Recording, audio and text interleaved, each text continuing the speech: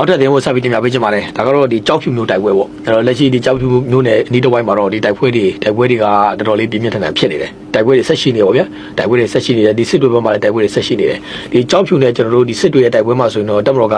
ဒီအကြမ်းဖက်သမားတွေကိုကောင်းကောင်းကြီးကျွန်တော်တို့ရှင်းလင်းနိုင်တယ်ရှင်းလင်းနိုင်တဲ့အကြောင်းရင်းကတစ်ဖက်မှာကျွန်တော်တို့လက်နက်ကြီးပစ်ကူပြီးကျွန်တော်တို့ဒါပင်လယ်ပြင်မှာရှိတဲ့ဒီတပ်မတော်ကြီးရဲ့ပြစ်ခတ်နိုင်မှု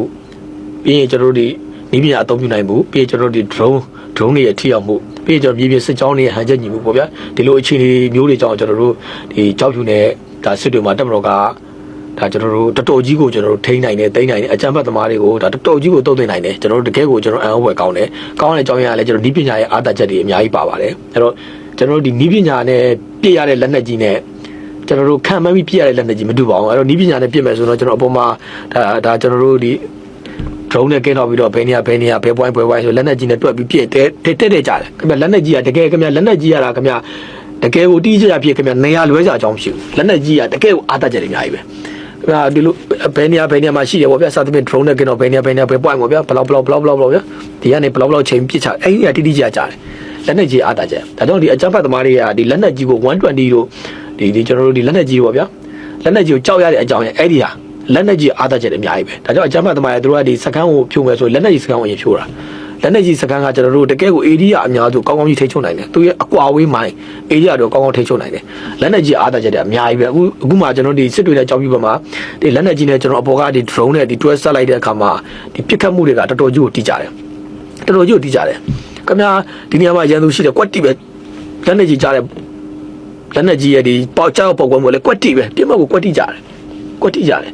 အဲ့တော့ကျွန်တော်ဒီစစ်တွေနဲ့ဒီကြောက်ဖြူဘက်မှာတော့ဒီတပ်မတော်ကတော်တော်ကြီးကိုထိန်းချုပ်နိုင်တယ်ကျွန်တော်ဒီဘက်မှာထူးထူးခြားခြားအနေနဲ့ဒီကြောက်ဖြူ area မှာရခိုင်ကကျွန်တော်တို့စစ်သွေးကြွ A ထိန်းချုပ်တဲ့နေရာကိုတပ်မတော်ကပြန်ပြီးတော့ဒါထိန်းချုပ်နိုင်ခဲ့ပါတယ်အဲ့ဒီနေရာကကျွန်တော်တို့လိတ်ခမော်ရဲ့ပြင်ရှည်ရဲ့မလာကျုံးရဲ့အဲ့ဒီတကြောပေါ့အဲ့ဒီတကြောကကျွန်တော်တစ်ဖက်မှာဘင်္ဂလားပင်လယ်အော်ရှိတယ်ဘင်္ဂလားပင်လယ်အော်ရဲ့ဒီဘင်္ဂလားပင်လယ်အော်ကိုမေးတင်ထားတဲ့ရွာတွေတော့ကျွန်တော်တို့ဒ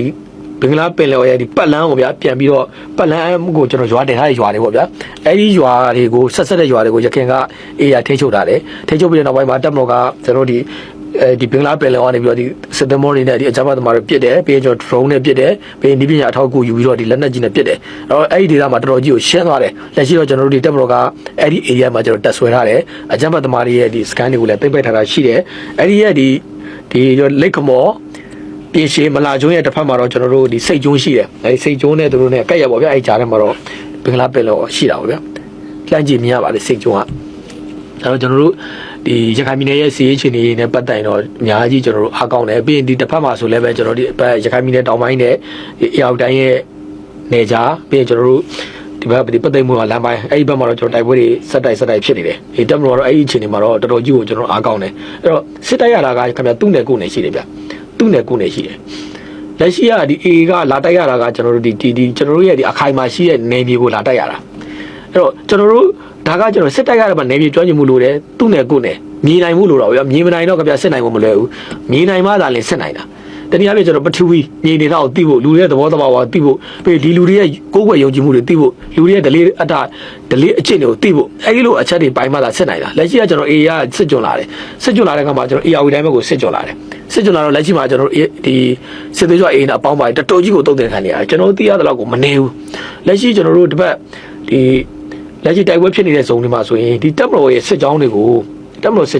တနည်းအားဖြင့်လေးမျက်နှာပေါ့ဗျာလေးမျက်နှာရဲ့ဟိုဘက်10မိုင်ပတ်လေပေါ့အဲ့ဒီဘက်မှာကျွန်တော်တိုက်ပွဲတွေဆက်ရှိရစီးတဲ့အခါမှာ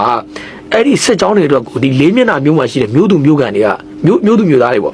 ့မျိုးသူမျိုးသားတွေကခင်ဗျလိုလေသိမ်းမချောဂျိုက်တွေနဲ့ပို့ပေးတာရိတ်ခါတွေပို့တယ်ဆက်လိတ်တွေပို့တယ်နောက်ဆုံးအရက်တွေပို့တယ်အကုန်ပို့ပေးတာတက်မော်သားတွေပျော်ဖို့အတွက်တောင်းဝင်ကြည့်တဲ့အေအောက်တိုင်းသားတွေပြီးတော့ဟင်းသရကဒီလုပ်ငန်းရှင်တွေကလည်းဒီအဲ့တိုက်ပွဲ area မှာရှိတဲ့တက်မော်သားတွေပေါ့နိုင်ငံတော်တာဝန်ထမ်းဆောင်တဲ့တက်မော်သားတွေအတွက်ရိတ်ခါတွေအသေးရွက်တွေဆက်လိတ်တွေအကုန်ပို့တာဆေးဝါးတွေအကုန်ပို့တာကျွန်တော်တို့လည်းအဲ့ဒီဘက်ကိုကျွန်တော်သွားဖို့လည်းရှိတယ်ဒီလေးမျက်နှာဘက်ကိုသွားဖို့ရှိတယ်အဲ့မျိုးကန်နဲ့ကျွန်တော်သွားတွေ့ဖို့ရှိတယ်တကယ်ကိုကျွန်တော်ကျင်းနေစရာကောင်းတယ်အဲ့တော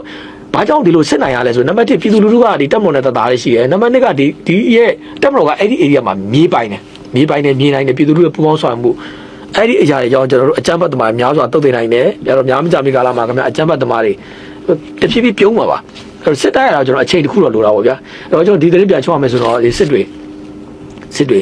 စစ်တွေမှာရှိစစ်တွေ area မှာရှိတဲ့ဒီစစ်သွေးကြွတွေခြေကုပ်တဲ့နေရာကိုတက်မလို့ကကောင်းကောင်းရှင်းနိုင်တယ်အဲ့တော့အကြမ်းဖက်သမားလှုပ်ရှားနေတောက်လျှောက်ဝုန်းပဲလက်ရှိဒီကြောက်ဖြူမှာလည်းအကြမ်းဖက်သမားထိန်းချုပ်ထားတယ်ကျွန်တော်ရှေ့ကတင်ပြခဲ့တဲ့ဂျွာတကြောကိုတက်မလို့ကပြန်ပြီးထိန်းချုပ်နိုင်သွားပြီပြီးကျွန်တော်ဒီ AR တိုင်းနဲ့ဒီဘက်ကကျွန်တော်တို့ဒါရခိုင်ပြည်နယ်တောင်ပိုင်းအဆက်တွေမှာလည်းတက်မလို့ကဒါအလုံးကြီးနဲ့ကိုနေမြေရှင်းလင်းမှုတွေလုပ်နေတယ်တစ်ဖက်မှာလည်းကျွန်တော်တို့ဒီတောင်ကုန်းနဲ့ဒီအုပ်ချုပ်ရေးလမ်းပိုင်းမှာလည်းဒီတက်မလို့ကဒီနေမြေရှင်းလင်းမှုတွေတောက်လျှောက်လုပ်နေတယ်နှစ်ဖက်တိုက်ပွဲဆက်ရှိနေတယ်တစ်ဖက်မှာလည်းကျွန်တော်တို့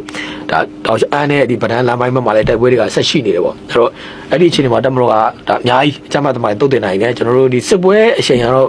အရွေးတွေတော့ရှိတာပေါ့အချိန်တခုတော့စောင့်အောင်ပါမယ်စစ်ပွဲရဲ့သဘောတဘာဝကိုတော့ကျွန်တော်တို့ဒါနားလည်ရမှာဖြစ်ပါတယ်